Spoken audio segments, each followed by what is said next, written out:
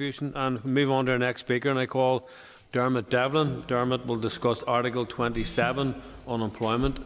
Dermot.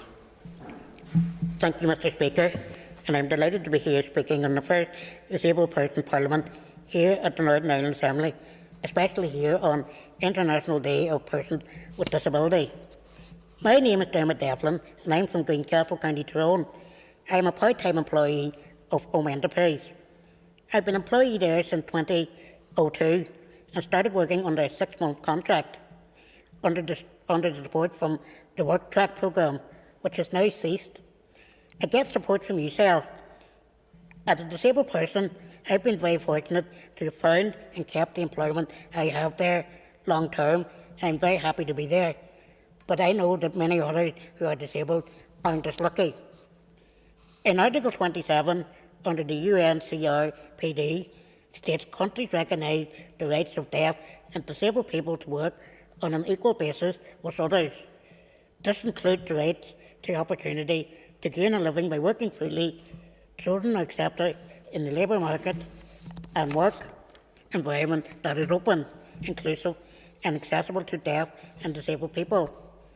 Countries shall safeguard and promote the realisation to the right to work, including those who require a disability during the course of employment, take appropriate steps, including through legislation.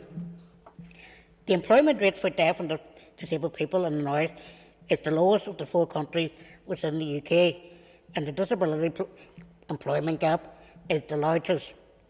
The employment rate here for the deaf and disabled people is 38.1%, compared to 8.3% for non-disabled people. This is unacceptable and a shameful gap of 42.2%. This is stark contrast to other parts of these islands. In GB, the employment rate is well above 50%, and the employment gap is 26 percentage points. It is immoral that this is allowed to continue here in Northern Ireland, and it is imperative that you, the MLAs and ministers here today, through the Assembly, bring the UNCRPD into effect for Northern Ireland. With my discussions with many deaf and disabled people, they find it increasingly difficult to get past the application stage, as many potential employers look unfavourably towards us. They wrongly see the financial burden that they perceive that we will bring. Some deaf and disabled people have experimented by taking 2 identical applications, one stating that they are disabled, the other one not. The honest application rarely reaches the interview stage. Deaf and disabled people are statistically almost twice as likely to be unemployed compared to those who are non-disabled. I have been very fortunate to get a 6-month contract at Home Enterprise, which has developed into a permanent contract, sustained now for 19 years. Many deaf and disabled people are continuously placed in 6-month placements and not receiving contracts at the end of it. We deserve a full, meaningful employment with competitive wages.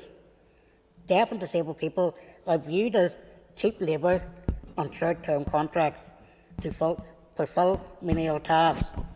The UNCRPD will protect against this practice and ensure that we are on an equal footing as non-disabled people and not discriminated against when seeking meaningful employment which is secure.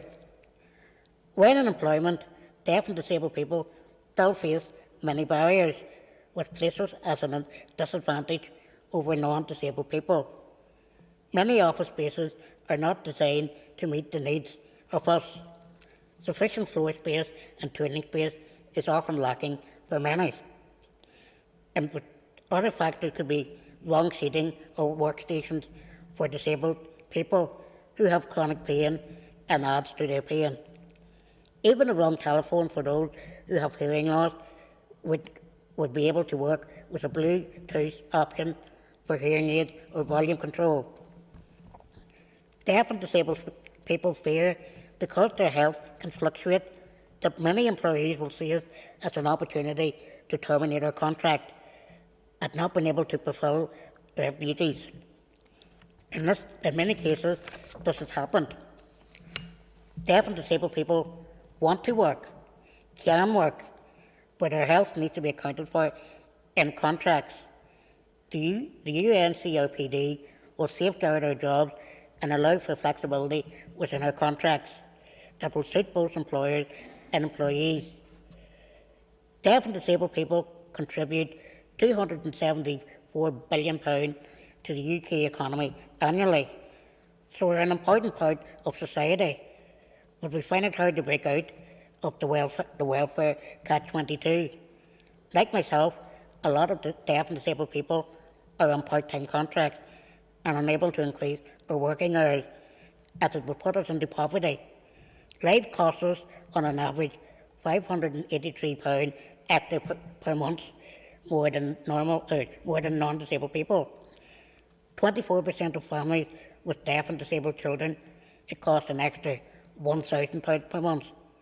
We are stuck within the benefit system, as it will not pay us to leave. Without the Northern Ireland Assembly taking the UNCPRD and implementing it into our laws, deaf and disabled people will continue to be left behind.